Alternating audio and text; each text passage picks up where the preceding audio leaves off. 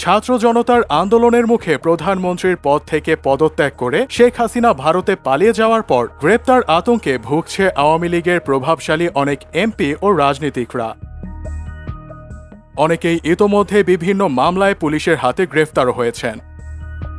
এমন অবস্থায় আত্মগোপনে থাকা প্রভাবশালী এমপি ও রাজনীতিকরা মোটা অঙ্কের অর্থের বিনিময়ে ভারত বাংলাদেশ সীমান্তের দুই পাশের সক্রিয় সিন্ডিকেট চক্রের সহায়তায় ভারতে পাড়ি জমাচ্ছেন।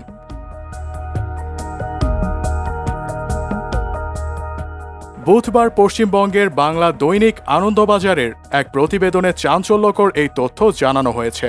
এতে সীমান্ত সিন্ডিকেটের সহায়তায় বাংলাদেশের এক এমপি ও তার পরিবারের ভারতে পালিয়ে যাওয়ার বিষয়ে বিস্তারিত তথ্য তুলে ধরা হয়েছে। তবে বাংলাদেশি ওই এমপির পরিচয় প্রকাশ করেনি দৈনিকটি। প্রতিবেদনে বলা হয়েছে, বাংলাদেশের মেহেরপুর জেলার কাশারি বাজার থেকে একজন এমপি ফোন করেন পশ্চিমবঙ্গের সীমান্তবর্তী কাথুলিবাজার এলাকার একটি বাড়িতে। দেশের অস্থিতিশীল পরিস্থিতিতে স্ত্রী ও 4 সন্তানকে নিয়ে কিছুদিনের জন্য দেশ ছেড়ে ভারতে নিরাপদ আশ্রয় চান তিনি।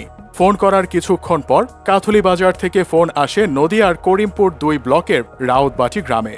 এতে ফোনের 2 প্রান্তের ব্যক্তির মাঝে প্রায় 5 মিনিট আলোচনা হয়।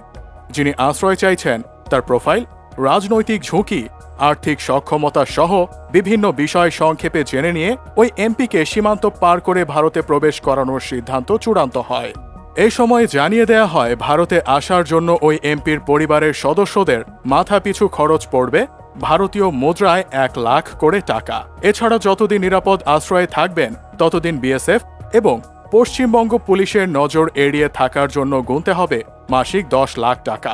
টাকার অঙ্ক নিয়ে দর কষাকষির পর ঠিক হয় সীমান্ত পার করানোর বিনিময়ে প্রত্যেকের মাথাপিছু 70,000 টাকা পরিশোধ করতে হবে, আর আশ্রয়ের জন্য দিতে হবে মাসিক 5 লাখ টাকা। পশ্চিমবঙ্গের সীমান্ত লাগোয়া এলাকার এই সিন্ডিকেট চক্রের প্রস্তাবে রাজি হয়ে 24 ঘন্টার মধ্যে চাঞ্চল্যকর এই অপারেশনে ভারতে পালাতে সফল হন। আনন্দবাজার লিখেছে, দেশের চলমান পরিস্থিতিতে এমন অবৈধভাবেই বাংলাদেশের প্রভাবশালীরা ভারতে পাড়ি জমাচ্ছেন। তাদের নিরাপদে পৌঁছে দিতে কাজ করছে একাধিক চক্র। চক্রের সদস্যরা সীমান্ত পারাপারের বিনিময়ে বাংলাদেশিদের কাছ থেকে বিভিন্ন অঙ্কের অর্থ নিচ্ছেন। কেউ মাথাপিছু 1 লাখ নিচ্ছেন তো কেউ 50,000। আর এই চক্রের বিষয়ে ভারতীয় সীমান্তরক্ষী বাহিনী বিএসএফও অবগত রয়েছে। ইতোমধ্যে এই চক্রের সাথে জড়িত কয়েকজনকে গ্রেফতার করেছে বিএসএফ।